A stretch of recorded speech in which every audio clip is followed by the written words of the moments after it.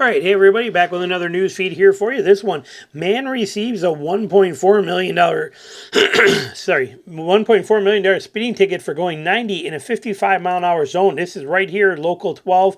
This is in Georgia, Savannah, right down the road from me here. But he was given that $1.4 million speeding ticket after being caught driving 90 in a 55-mile-an-hour zone. He said, I knew I was going to be fined for speeding, but 1.4 mil was a bit beyond comprehension. According to AutoWire, it said Cato said that he contacted Savannah County Clerk if the 1.4 million ticket was a mistake, but was told that it wasn't, and he would either have to pay it or appear in court on December 21st. A representative of the city of Savannah explained that the jaw-dropping figure was a auto-generated placeholder by an e-citation software, according to the AutoWire. The city of Savannah also said that the ultimate penalty was determined by a judge and the actual fine would not exceed $1,000. Okay, but that's pretty crazy. Could you imagine how scared that would be? Not only did he get a ticket for $1.4 million, when he called Savannah court to check if the ticket was a mistake and was told that it wasn't, and he would have to either pay $1.4 million or appear in court.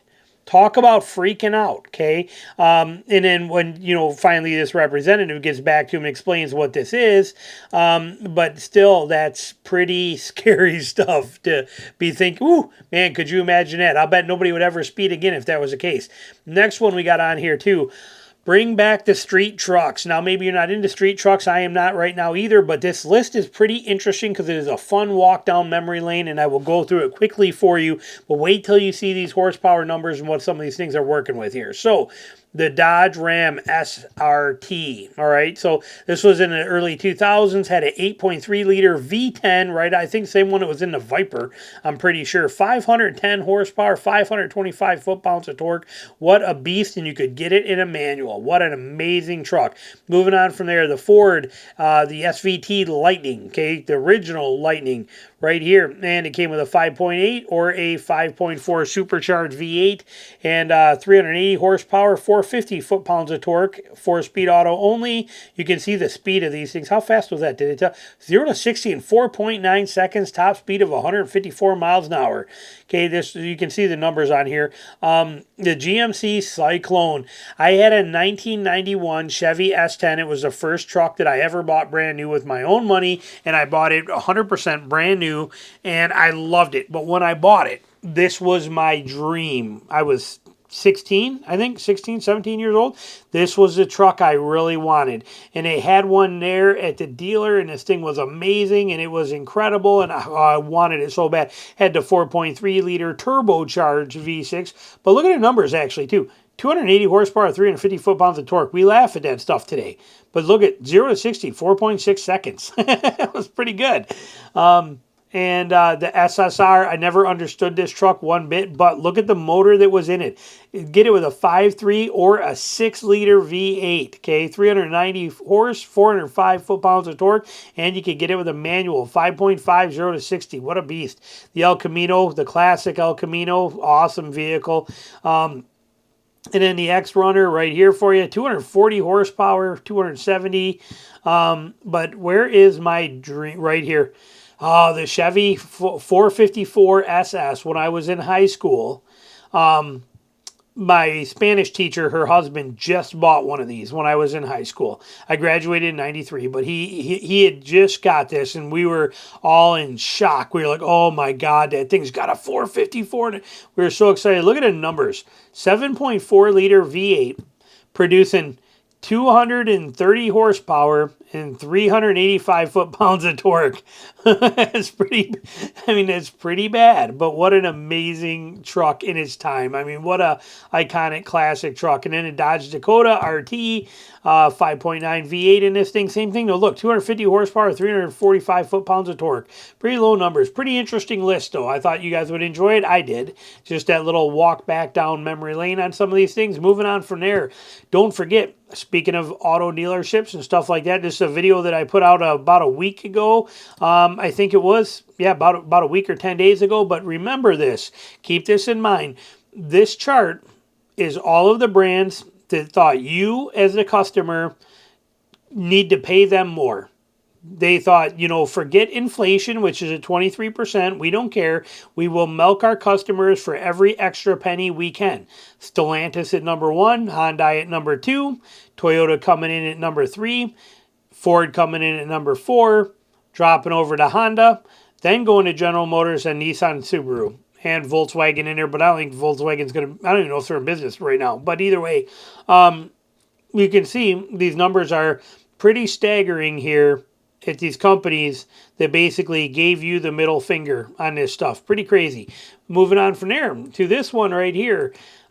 Future Ford vehicles could get tire monitoring system. Whoop-de-doo. Okay, who cares? We already have tire monitoring systems. Why does it matter? I thought the same, so I had to look into it.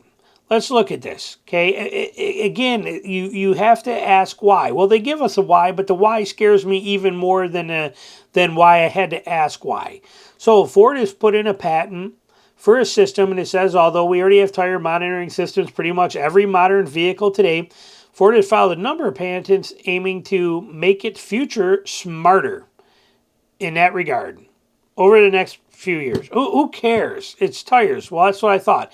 The list would include tire pressure notification system. We already have it. Okay, adaptive tire pressure system. Why? Tire tread depth detection system. Look at your tires. Are they bald or are they not bald? Tire pressure loss detection system. Is that not the same thing as the tires losing air? A wheel theft detection system, a wheel impact detection system, just to name a few. Just to name a few, though. Now this newly published Ford patent has a trend going ideal for tire monitoring systems that may be used on future Ford vehicles. Why do we need this?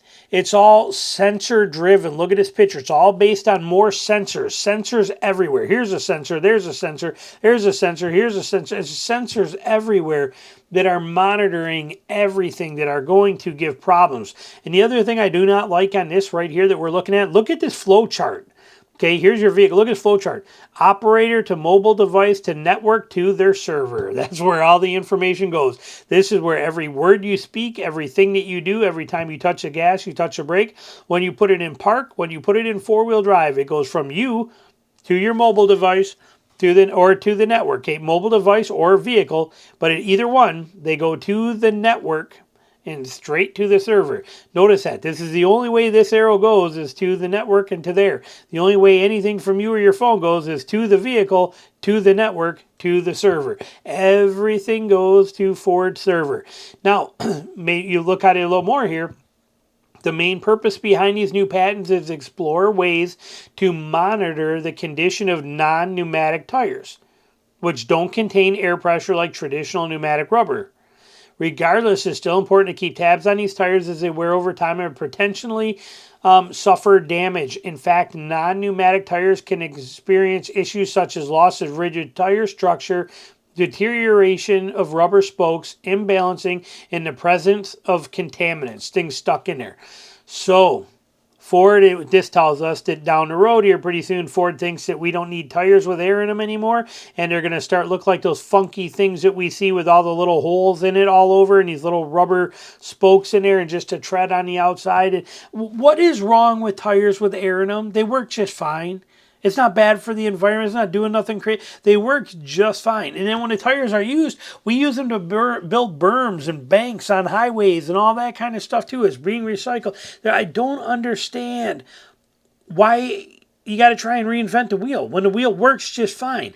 Who wants to deal with this stuff? Imagine if you take this in the snow and then all of these holes in these tires are going to fill full. And then how's your balance going to be then? Like I said, this whole concept, I don't understand what they're thinking or why they do it. I want your thoughts down below. Let me know what you think. Thanks for watching.